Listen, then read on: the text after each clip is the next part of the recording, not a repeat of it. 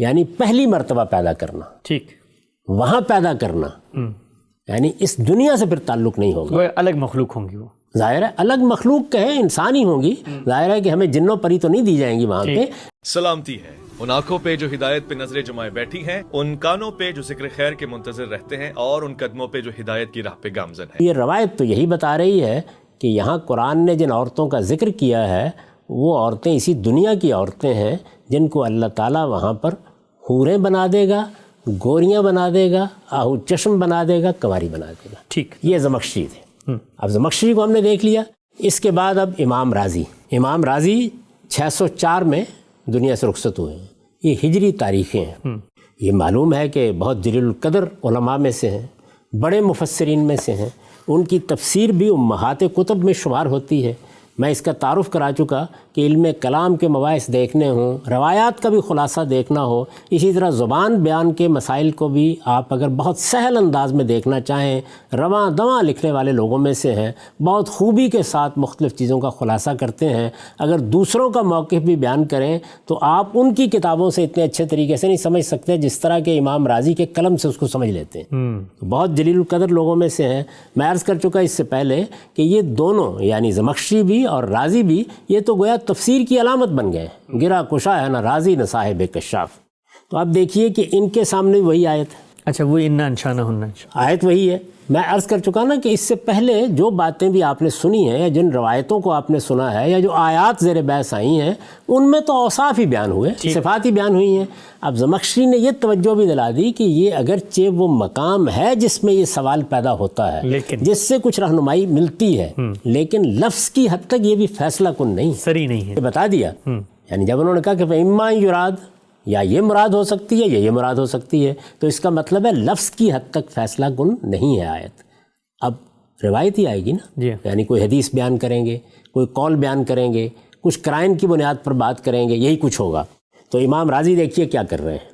امام راضی نے اس آیت کے بارے میں لکھا ہے کہ دو امکانات، وہی پہلے وہی جو زمخشری نے بات بیان کی، کہتے ہیں یحتمل ان یکون المراد الحور، ایک احتمال یہ ہے، ایک امکان یہ ہے کہ اس سے مراد، اس سے کس سے مراد، انا انشانہن، انشاء سے مراد، یہ جو کہا ہے کہ ہم نے انہیں خاص اٹھایا ہوگا تو اس سے مراد حوریں ہیں۔ اور یہ دیکھیے یہ بالکل اسی طرح اس لفظ کو استعمال کر رہے ہیں جیسے ہم اردو میں کرتے ہیں۔ اچھا، یعنی ہم جب حور کا لفظ بولتے ہیں تو اس کا مطلب کیا ہوتا ہے، جیسے کہ میں پہلے عرض کر چکا، یعنی وہ عورتیں جنت میں ہوں گی، تو وہاں تاثر یہی ہوتا ہے کہ یہ عورتیں وہیں پیدا کی جائیں گی۔ تو بالکل اسی طرح انہوں نے اس لفظ کو استعمال کیا ہے۔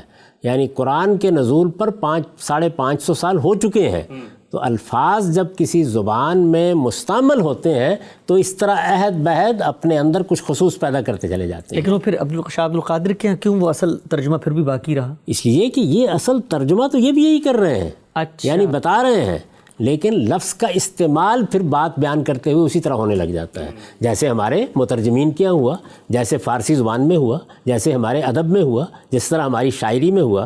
تو یہ کہتے ہیں کہ ایک احتمال یہ ہے کہ ان یکون المراد الحور، یعنی اس سے مراد کیا ہے، وہ حوریں جن کا ذکر ہوا ہے قرآن میں دوسرے مقامات پر۔ فیکون المراد الانشاء الذی هو الابتداء، اس صورت میں مراد کیا ہوگی، یعنی اگر ہم یہ مان لیں کہ یہ اصل میں جنت کی مخلوق حوریں ہیں، ان کا ذکر ہو رہا ہے، انا انشانہ ہن، انشان سے وہ مراد ہے، تو پھر نتیجہ یہ نکلے گا کہ یہ جو لفظ انشاء یہاں استعمال ہوا ہے، انا انشانہ ہن، اس کا مصدر انشاء ہے نا، یہ جو لفظ انشاء ہم نے خاص اٹھایا ہوگا، یہ لفظ استعمال ہوا ہے، اس سے مراد پھر کیا ہوگی، ابتدا، یعنی پہلی مرتبہ پیدا کرنا، ٹھیک، وہاں پیدا کرنا، یعنی اس دنیا سے پھر تعلق نہیں ہوگا، وہ الگ مخلوق ہوں گی، وہ ظاہر ہے الگ مخلوق کہیں انسان ہی ہوں گی، ظاہر ہے کہ ہمیں جنوں پری تو نہیں دی جائیں گی وہاں پہ، لیکن وہ اس دنیا کی عورتیں نہیں ہوں گی۔ وہ یہ کہتے ہیں کہ ایک صورت یہ ہے، الفاظ میں ایک احتمال یہ ہے،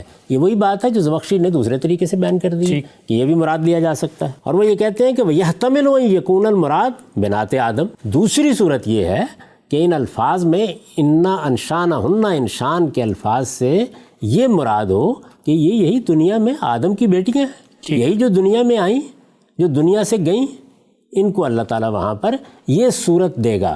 گویا انشاء وہاں کیا ہے؟ ابتدا کے معنی میں. اب یہ کہتے ہیں کہ یہاں انشاء پھر کس معنی میں ہوگا؟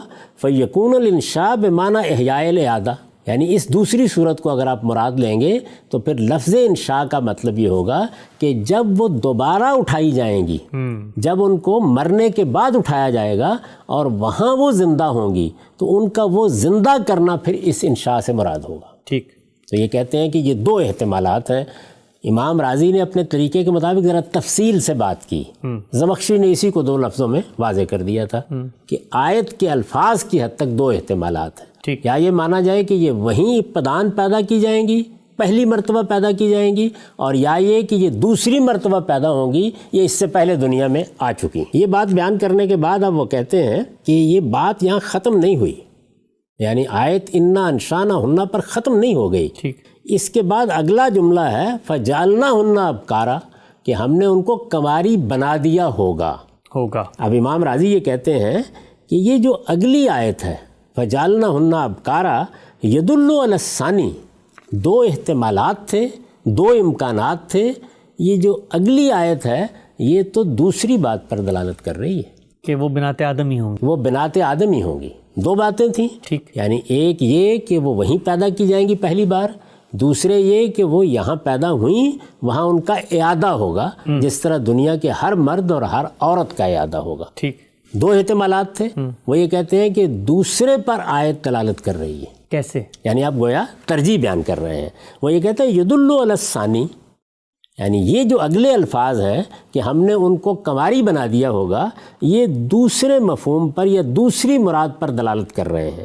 لأن الانشاء، اس لیے کہ جو انشاء کا لفظ استعمال ہوا ہے کہ ہم نے انہیں اٹھایا ہوگا، لو کانا بمعنی الابتداء، اگر یہ پہلی بار پیدا کرنے کے معنی میں ہوتا، اگر ہوتا لعلم من کونہن ابکارم من غیر حاجت الی بیان، تو یہ بات بغیر کسی بیان کے واضح ہو جاتی کہ کنواری ہوتی. کیونکہ اگر وہ نئی پیدا کی گئی تو انہیں کنواری ہی ہونا چاہیے. یعنی اگر نئی پیدا ہوئی ہیں، پہلی مرتبہ پیدا ہوئی ہیں، یہ ابتدا ہے جس کو یہاں انشاء سے تعبیر کیا گیا ہے، تو پھر یہ کہنے کی ضرورت کیا تھی کہ ہم نے ان کو کنواری بنا دیا؟ انہیں تو ہونا چاہیے، انہیں تو کنواری ہونا چاہیے. اچھا. تو یہ امام راضی استدلال کر رہے ہیں کہ اگر یہ بات ہوتی لو کانا بمعنی الابتداء، اگر انشاء یہ جو یہ کہا ہے نا خاص اٹھایا ہوگا، یہ جو پیدائش کا ایک طریقہ بیان کیا جا رہا ہے، اگر یہ ابتدا کا طریقہ ہوتا، پہلی مرتبہ پیدا کرنا اس سے بیان کرنا مقصود ہوتا، تو پھر یہ بات کہ وہ کنواری ہیں یہ تو آپ سے آپ واضح تھی. یعنی اس میں پھر تردد کیا تھا؟ اس کی تصریح کی ضرورت کیا تھی؟ لعلم من کونہن ابکارم من غیر حاجت الی بیان، یعنی اس میں کوئی ضرورت ہی نہیں تھی، اس کے بغیر یہ بات بالکل واضح تھی، ہر شخص جان لیتا.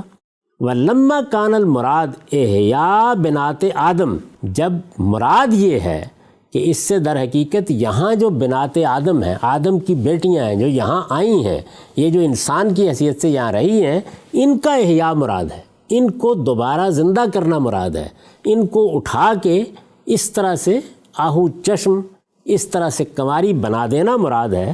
کہتے ہیں جب یہ بات ہے تو اسی لیے تو کہا اللہ تعالیٰ نے کالا ابکارن، کہ وہ وہاں پر یعنی یہ جو آگے بات بیان کی ہے کہ ہم نے انہیں کنواری بنا دیا ہوگا، یہ اسی لیے تو بیان کی ہے. اچھا. جب مراد یہ ہے تو اسی لیے تو یہ کہنا پڑا کہ ہم نے ان کے کنواری بنا دیا ہوگا. یہ کنواری بنا دیا ہوگا کا پھر وہ مزید آگے وضاحت کر کے مطلب بیان کرتے ہیں. کہتے ہیں اے نجعلہن ابکارم ومتنا سیبات، یعنی گویا اللہ تعالیٰ یہ بتا رہے ہیں کہ ہم نے انہیں کنواری بنا دیا ہوگا اگرچہ جب وہ مریں تو شوہر دیدہ تھی. بڑی اہم بات. یعنی اگرچہ جب وہ مریں تو اس وقت شوہر دیدہ تھیں، شوہروں کے پاس جا چکی تھی، لیکن جس وقت ہم نے ان کا اعادہ کیا، ان کو اٹھایا، جب وہ مرنے کے بعد دوبارہ زندہ کی گئیں اور پھر ان کا انشاء ہوا، تو اس وقت ہم نے ان کو کنواری بنا دیا.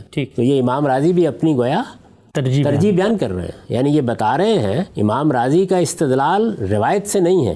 وہ یہ کہتے ہیں فَجَعَلْنَاهُنَّ ابکارن کے الفاظ اس بات پر دلالت کرتے ہیں. تو یہاں گویا لفظی استدلال ہو گیا.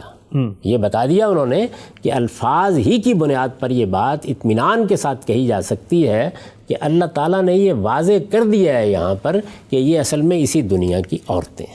یہ امام راضی کا موقف ہے. اس کے بعد اب ابن کثیر پر آئیے. میں یہ عرض کر چکا کہ ابن کثیر اصلاً تو ابن جریر طبری ہی کا خلاصہ ہے. یعنی ابن جریر طبری کے ہاں روایات کا ایک بڑا ذخیرہ ہے. انہوں نے ہر طرح کی روایات نقل کی ہیں، اس میں آثار بھی ہیں، دوسری چیزیں بھی ہیں. ابن کثیر بھی اصل میں وہی معصور تفسیر کرتے ہیں، یعنی روایات ہی نقل کرتے ہیں، اور عام طور پر اسی وجہ سے ہمارے ہاں بہت قابل اعتماد بھی سمجھے جاتے ہیں. ان کی ایک خاص حیثیت بھی ہے، ابن تیمیہ کے تلامذہ میں سے ہیں، تو ان کا ایک بڑا مقام ہے تفسیر میں. وہ جب یہ روایتیں نقل کرتے ہیں تو بڑی حد تک ان کی تنقیح بھی کر دیتے ہیں. ٹھیک. یعنی چونکہ ایک جلیل القدر محدث بھی ہیں تو اس وجہ سے تنقیح کر کے بعض روایات پر تبصرہ کر دیتے ہیں، یہ بتا دیتے ہیں کہ ان کی نوعیت کیا ہے. یہ اس طرح کی تنقیح نہیں ہوتی کہ وہ صرف حسن یا صحیح روایت ہی لیتے ہیں، لیکن بہرحال ایک حد تک وہ سندوں کی تنقیح بھی کرتے ہیں.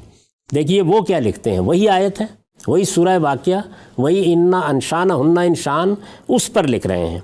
یہ کہتے ہیں کہ اے آدنا ہن فی النشأۃ الاخری بعد ما کننا عجائز رمسا، کہ یہ در حقیقت انا انشانہ ہن کا مطلب یہ ہے کہ ہم نے جب وہ دوسری نشت میں ان کو اٹھایا، یعنی جب قیامت میں سب انسان اٹھیں گے تو یہ نشت اخری ہوگی نا، نشت ثانیہ ہوگی.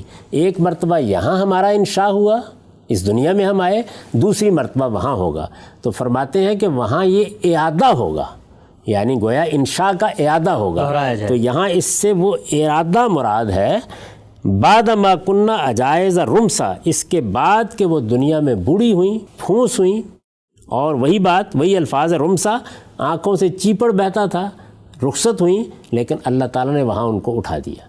تو یہاں یہ گویا یہ بیان کر رہے ہیں کہ یہاں تو انا انشانہ ہننا سے وہی مراد ہے. اچھا، سرنا ابکارن عربا، یعنی وہ یہاں پر بوڑھی ہوئی تھیں، یہاں ان کی آنکھوں میں چیپڑ آئی، یہاں ان کے بال سفید ہو گئے، جس طرح کی دوسری روایتوں میں بیان ہوا ہے. اس کے بعد وہ وہاں اٹھیں تو وہاں کنواری تھیں.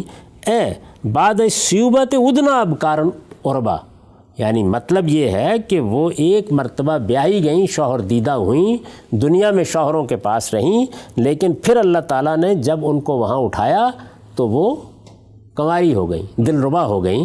تو اس آیت کا مطلب یہ ہے. اس سے آپ اندازہ کر سکتے ہیں کہ وہ بھی اسی بات کو ترجیح دے رہے ہیں کہ انا انشانہ ہننا انشاء سے کیا مراد ہے. ٹھیک. اس سے اندازہ کر لیجئے کہ ہمارے علم نے اس سارے معاملے کو کس طریقے سے دیکھا ہے. اس سب کچھ کو سننے کے بعد بھی کوئی شخص یہ کہہ سکتا ہے کہ دو اقسام ہو سکتی ہیں.